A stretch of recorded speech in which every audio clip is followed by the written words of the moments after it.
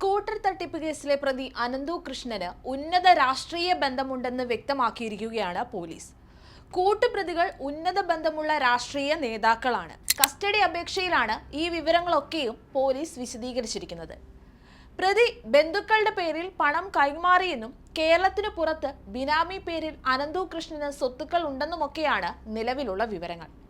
ഇത്രയധികം തട്ടിപ്പുകൾ നടത്തിയ അനന്തു ഇത് ഇന്നും ഇന്നലെയും തുടങ്ങിയ പരിപാടിയല്ല. കേന്ദ്ര സർക്കാരിനു കീഴിൽ പ്രവർത്തിക്കുന്ന ഭാരത് സേവക് സമാജുമായി ബന്ധപ്പെട്ടാണ് തുടക്കത്തിൽ അനന്തു കൃഷ്ണൻ പ്രവർത്തിച്ചിരുന്നത്.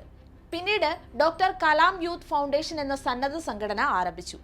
സാമൂഹ്യ സേവന, കാർഷിക മേഖലകളിൽ കാര്യമായി ഫണ്ട് ലഭ്യമാകുന്ന പദ്ധതികളെക്കുറിച്ച് അനന്തുവിന് വ്യക്തമായ ധാരണ ഉണ്ടായിരുന്നുവെന്നാണ് പഴയ സഹപ്രവർത്തകരടക്കം പറയുന്നത്. മാത്രമല്ല, ഇംഗ്ലീഷ് അനായാസമായി കൈകാര്യം ചെയ്തിരുന്ന അനന്തു ആദ്യം തന്നെ പുറത്തുള്ള രാഷ്ട്രീയ നേതാക്കളുമായും അടുത്ത ബന്ധമുണ്ടാക്കി. ഇതിനിടെ ചെറുതും വലുതുമായ ഒട്ടേറെ സാമ്പത്തിക തിരിമറികൾ നടത്തുകയും ചെയ്തിരുന്നു. ഫുട്ബോൾ താരത്തിന് വണ്ടിച്ചെക്ക് നൽകിയ സംഭവം വിവാദമായിരുന്നു. ഈ പണം പിന്നീട് കൊടുത്ത് ഒത്തുതീർപ്പാക്കി. തൊടുപുഴ സ്വദേശിയായ ഒരു വക്കീലിൽ നിന്നും 5 ലക്ഷം രൂപ വാങ്ങിയ ശേഷം മടക്കി നൽകാത്തതിന് അറസ്റ്റിലായി റിമാൻഡിലുമായിട്ടുണ്ട്. പിന്നീട് കേസ് ഒത്തുതീർപ്പാക്കി.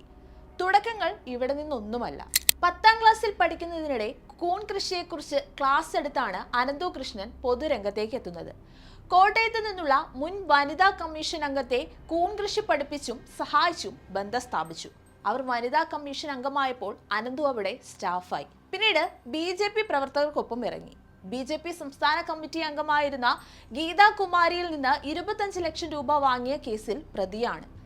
കോട്ടമലയിലെ തേയിലത്തോട്ടം വിൽപ്പനയുമായി ബന്ധപ്പെട്ട കേസിൽ ഗീതാകുമാരി ഇയാൾക്കെതിരെ ചെക്ക് കേസ് നൽകിയപ്പോൾ അനന്തുവിനായി കോടതിയിൽ ഹാജരായത് കോൺഗ്രസ് നേതാവ് ലാലി വിൻസെന്റ് ആയിരുന്നു. അങ്ങനെ പിടിപാടുകൾ വലുതാണ് അനന്തുവിന്റെ. CSR ഫണ്ടിന്റെ മറവിൽ 2022 മുതലാണ് അനന്തുവിന്റെ തട്ടിപ്പുകളുടെ തുടക്കം. 1.25 ലക്ഷം രൂപ വില വരുന്ന സ്കൂട്ടർ സ്ത്രീകൾക്ക് 60,000 രൂപയ്ക്ക് നൽകുമെന്നായിരുന്നു വാഗ്ദാനം. 60,000 രൂപ വില വരുന്ന ലാപ്ടോപ്പ് 30,000 രൂപയ്ക്ക് നൽകിയിരുന്നു. സ്കൂട്ടറിന് ഒരാൾ പേര് രജിസ്റ്റർ ചെയ്ത് പണമടച്ചാൽ 50,000 രൂപയാണ് ഇടനിലക്കാർക്ക് ലഭിക്കുന്നത്. ഇത്തരത്തിൽ പണം നേടിയ 1ഉം 2ഉം പേരല്ല, ഒട്ടനവധി ഇടനിലക്കാരാണുള്ളത്.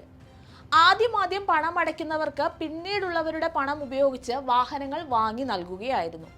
വാഹനങ്ങൾ നൽകുന്നതിന് ഏജൻസികളുമായി കരാറും ഉണ്ടാക്കിയിരുന്നു. അനന്തു നേരത്തെയും തട്ടിപ്പ് കേസുകളുമായി ബന്ധപ്പെട്ട് അറസ്റ്റിലായിട്ടുണ്ട്. എന്നാൽ ആ കുരുക്കുകളൊക്കെയും അനന്തു എളുപ്പത്തിൽ അഴിച്ചെടുത്തിരുന്നു. ഇതേ രീതിയിൽ തന്നെ തയ്യൽ മെഷീൻ, ഗൃഹോപകരണങ്ങൾ, രാസവളം എന്നിവയും രംഗത്തിറക്കി. കൃത്യമായ പ്ലാനിങ്ങോടെ സ്വന്തമായി 1ൽ കൂടുതൽ കൺസൾട്ടൻസി ഉണ്ടാക്കിയാണ് ഇടപാടുകൾ നടത്തിയത്. തട്ടിപ്പിനായി social B ventures Thodupuzha, social B ventures Eeyattumukku Ernakulam, professional service innovation Kalamassery, grass root innovation Kalamassery എന്നീ കമ്പനികളുടെ പേരിൽ അക്കൗണ്ടുകൾ ഉണ്ടാക്കി. എല്ലാത്തിന്റെ ഐഡിയയും കൈകാര്യം ചെയ്യലും അനന്തു തന്നെ. സ്വന്തം നാടായ തൊടുപുഴ, കുടയത്തൂർ ഉൾപ്പെടെ കോടിക്കണക്കിന് രൂപയുടെ സ്വത്തുക്കളാണ് ചുരുങ്ങിയ കാലത്തിനുള്ളിൽ അനന്തു വാങ്ങിക്കൂട്ടിയത്. അനന്തുവിന്റെ സമ്പാദ്യം പോലെ കേരളം ഒട്ടാകെയും തട്ടിപ്പും നീണ്ടുകിടക്കുകയാണ്.